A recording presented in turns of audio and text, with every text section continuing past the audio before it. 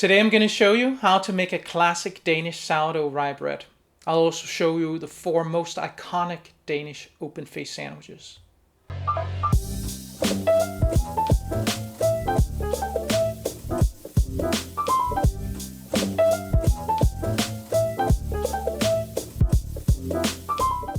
Hi, I'm Sune, and I'm a food geek. Today we're going to be baking a classic Danish rye bread. Depending on what starter you have, it's going to have either no wheat at all or just a little bit from the starter.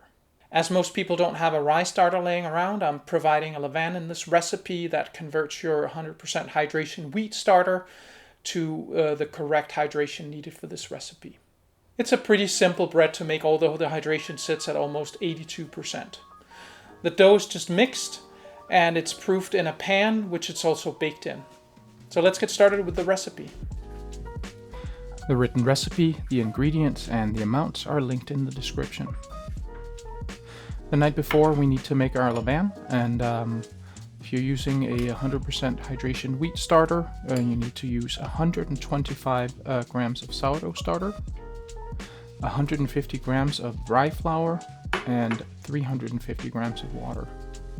If you already have a rye starter, maybe from baking this bread earlier, you can use 150 grams of sourdough rye starter, 180 grams of rye flour, and 300 grams of water. Mix it until it's completely combined. Then we need to soak the seeds.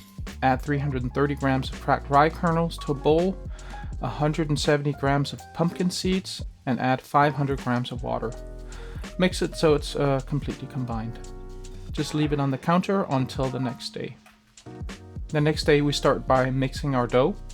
We'll add 400 grams of the levain to the bowl, 20 grams of salt, 50 grams of malt syrup, 400 grams of rye flour, and 200 grams of water.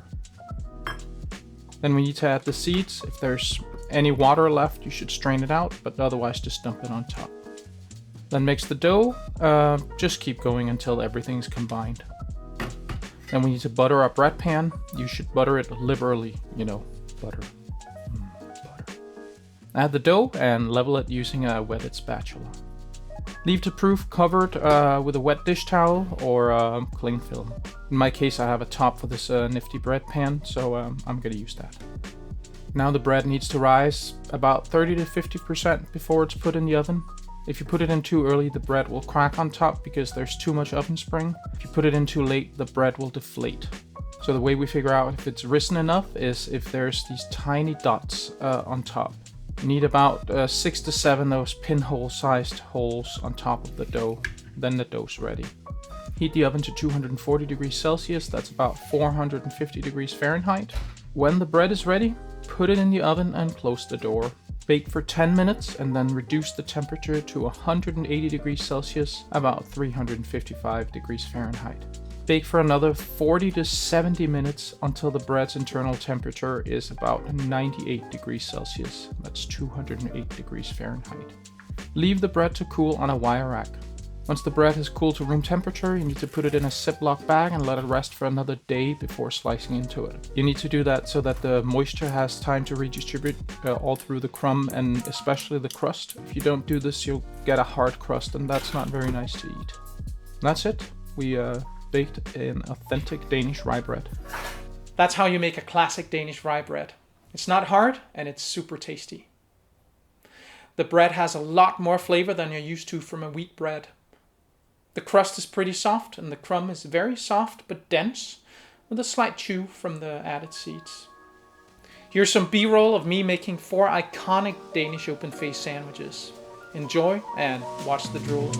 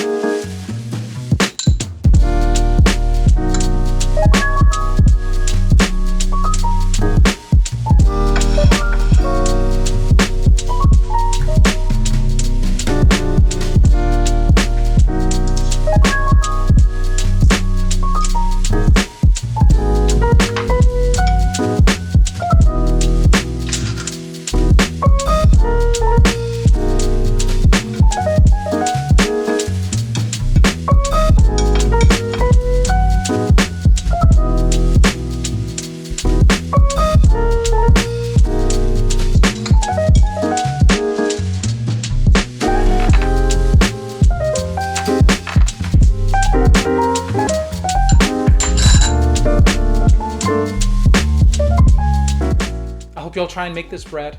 It's a staple of Danish cuisine and almost everybody eats it here. Not only because it's a very healthy bread full of fibers and seeds, but also because it tastes great. If you want to know how to make those delicious sandwiches, you should watch my companion video that has the recipes for all 4. If you go to my blog and read the recipe there, I have recipes for many more Danish open-faced sandwiches. If you like this video, hit the like button. If you like this recipe and want to see more like these, don't forget to subscribe and ring the bell so you won't miss any future videos. See you next week.